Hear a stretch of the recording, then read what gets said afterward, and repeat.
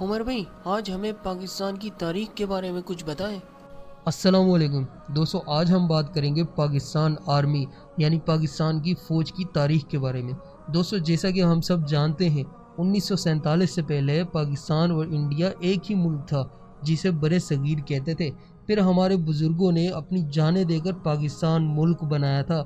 اس کا مقصد تھا ایک اسلامی ریاست قائم کرنا جہاں اسلامی شریعتی نظام ہوگا، اور اگر دنیا میں کسی مسلمان ملک کو مسئلہ ہوگا تو پاکستان اسلامی ریاست اس کی مدد کو جائے گا۔ دوستو، جب انڈیا اور پاکستان کو الگ الگ ملک بنا کر انگریز یہاں سے نکل رہا تھا تو اسے پتا تھا اگر پاکستان اسلامی ریاست بن گیا تو یہاں کا اسلامی نظام ہمیں دنیا میں کبھی حکمرانی نہیں کرنے دے گا۔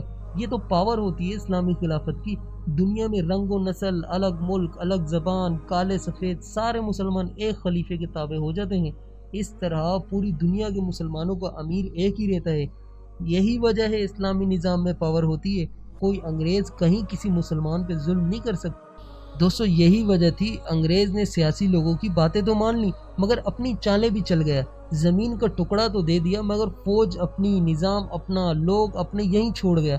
دوستو، پاکستان کی جو فوج ہے وہ حقیقت میں رائل انڈین آرمی کا ایک تسلسل ہے جس کے کئی اہم آفیسر، جن میں جنرل ایوب خان، یحییٰ خان، ضیاء الحق اور دیگر آفیسر شامل ہیں، انہوں نے ہندوستان میں برطانوی سلطنت یعنی انگریزوں کی جو حکومتیں تھیں ان کی خدمتیں کی تھیں۔ پاکستانی فوج کے آفیسرز اور فوجی لوگوں کو انگریز نے یہاں سے نکلنے کے بعد پاکستان کی حکومت سے نوازا، یعنی انگریز یہاں سے نکل گیا مگر یہاں کی حکومت انہی غلام فوجیوں کے ہاتھ میں رکھ کر گیا۔ دوستو، پاکستان بننے سے پہلے یہی فوجی آفیسرز خلافت عثمانیہ کے خلاف انگریز کے حملہ آوروں کی مدد کرتے تھے۔ ہزاروں مجاہدین کے خلاف برطانوی فوج کی مدد انہی فوجیوں نے کی اور روزانہ معمول کے مطابق خدمت بھی انہی فوجیوں نے کی، جس سے برطانیہ کو برِ صغیر پر حکمرانی کرنے میں آسانی ہوئی تھی۔ 1947 میں پاکستانی فوج نے جنرل فرنک کی کمان کے تحت انگریزوں کا مشن جاری رکھا اور سینکڑوں بلوچ مسلمانوں کو قتل کیا جو کہ آزادی چاہتے تھے۔ یہ قتل عام آج تک جاری ہے۔ اس کے بعد 1948 میں چارسدہ میں 900 سے زیادہ پشتون کو قتل کیا۔ اس کے بعد 1970 اور 71 میں 30 لاکھ بنگالی مسلمانوں کا قتل عام بھی اسی پاکستانی فوج نے کیا، جن کی تاریخی ویڈیوز اگر آج ہم دیکھتے ہیں تو ہمارے دل میں آگ کے شعلے نکلتے ہیں۔ بنگالی مسلمان ہمارے بزرگ تھے جنہوں نے پاکستان بننے میں انگریز کا مقابلہ ہمارے ساتھ مل کر کیا تھا۔ لاکھوں لوگوں نے مال اور دولت چھوڑ کر ہجرتیں کی تھی مگر اسی غلام پاکستانی فوج نے ان کی عورتوں کے ساتھ بدسلوکی کی، ان کے مردوں کو سمندر میں پھینکا، گولیاں مار کر شہید کیا اور نہ جانے کیا کیا ظلم کیے۔ پھر بنگلہ دیش کو اللہ نے اس فوج سے تو آزادی دے دی مگر پاکستان کی زمین کے ٹکڑے اسی فوج کے کارنامے میں لکھے گئے۔ اس کے بعد 1970-71 میں امریکہ اور اردن کی مدد سے ہزاروں فلسطینی مسلمانوں کا قتل عام بھی اسی فوجی نے کیا، جسے بلیک سپتمبر کے دن سے یاد کیا جاتا ہے اور آج نعرے لگاتے ہیں فلسطین کے، جبکہ آج بھی 2021 میں بھی جب اسرائیل یہودی فلسطین پہ بم برسا رہا تھا، پاکستانی فوجی اسرائیل کی گود میں بیٹھے انہیں تسلی دے رہے تھے کہ ہم کوئی ایکشن نہیں لیں گے، آپ نے جو کرنا ہے کرتے جاؤ۔ دوستو، پھر 1993 میں موغادیشو میں صومالی 350 مسلمانوں کا قتل کرنے میں امریکہ کی مدد اسی فوج نے کی، جسے آپریشن گوتھک سرپنٹ کے نام سے جانا جاتا ہے۔ اس کے بعد 2001 سے لے کر آج تک افغانستان کے ہزاروں مسلمانوں کو قتل کرنے میں امریکہ کی ہر طرح سے مدد کرنے والی فوج یہی پاکستان کی فوج ہے۔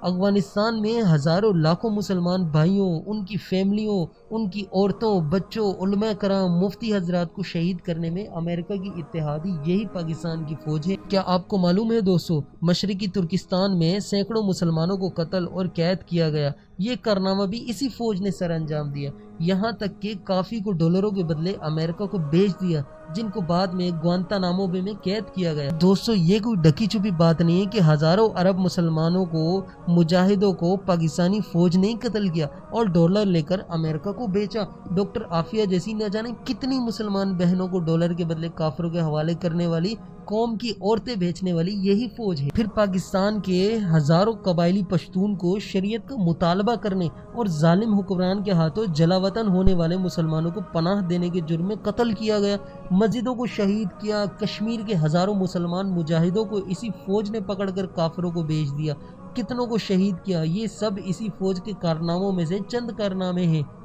دوستو، پاکستانی فوج کے جرائم آج تک جاری ہیں۔